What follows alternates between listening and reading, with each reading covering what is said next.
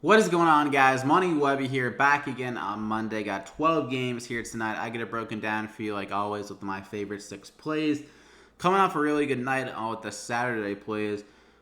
We had Nelson Cruz hit 3 home runs for us. Also, if you're not following me on Twitter, I pivoted from Encarnacion to Hoskin to hit a home run because Encarnacion hurt his wrist in the earlier game. Those two hitters really good.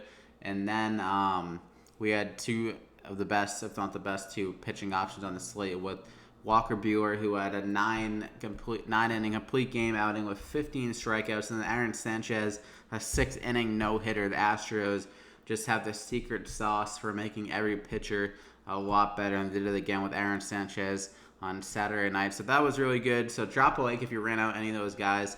Won some money. Let's see if we can do it again here tonight. So let's hop right into it, though. So first guy up, I'm going to go with Giolito here at 11,000. I'm going to pay up for him because the upside, I think, is one of the best, if not the best, on this slate in this matchup. This Detroit lineup is very, very bad.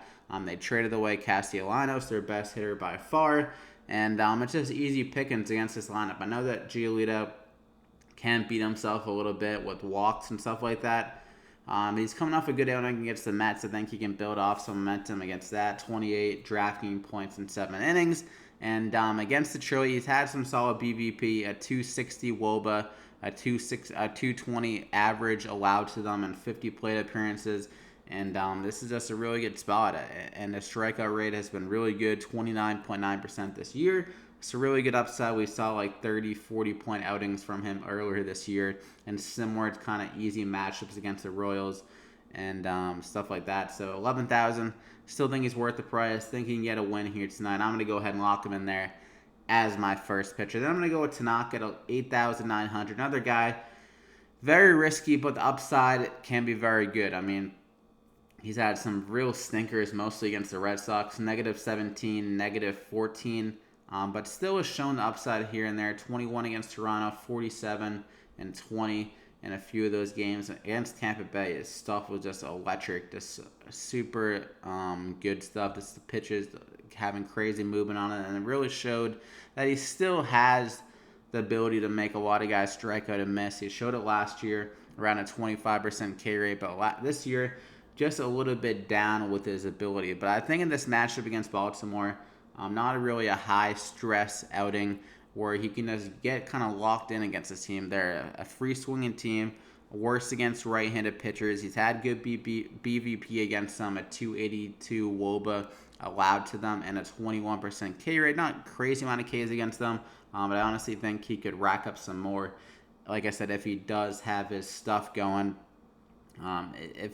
when his movement is there in his pitches, he can be one of the best pitchers in the league, but also has really bad downside. But I'm going to take the risk with him just because the strikeout ability against this lineup is there.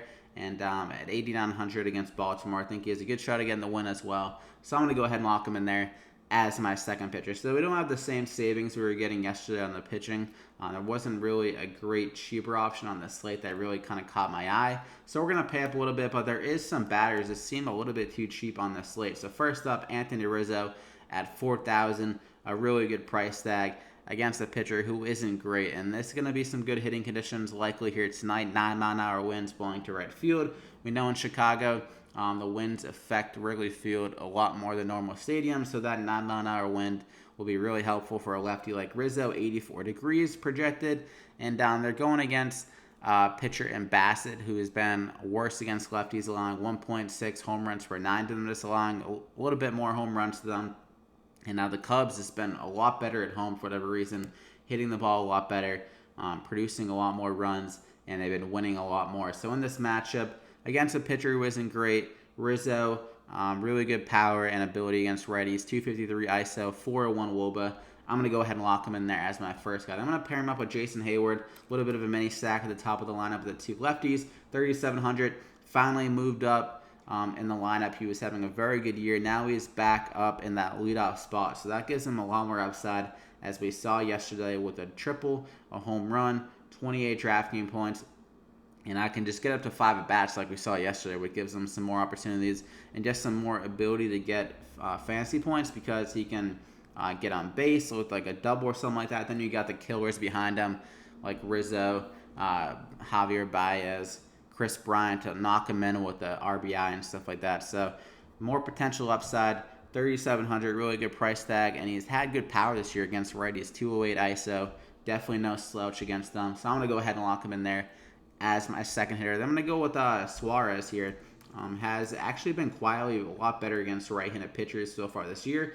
Normally in his career, he's just been really good against lefties. So in this matchup, one of those weird ones where you got the primary leadoff pitcher being a righty, and then you got the long reliever being a lefty. So I kind of like the spot against the lefty, but hopefully Suarez can get a hit off the leadoff guy. But still, we should get one or two plate appearances against a guy in Sandoval, the lefty for the Angels, in his first career start in a hitter's park like Cincinnati. I think Suarez can get the better of him, and he's shown great power in his career against lefties, so I think he has good home run ability in that spot. Against Sandoval, he could easily struggle, and the Reds could put up some runs on him. So I'm going to go ahead and lock him in there as my third hitter. For my final guy, another mini stack with Nick Senzel at 4,100, the leadoff hitter for the Reds. He's been extremely good against lefties, and he's had some good stolen base ability as well this year. 9 stolen bases.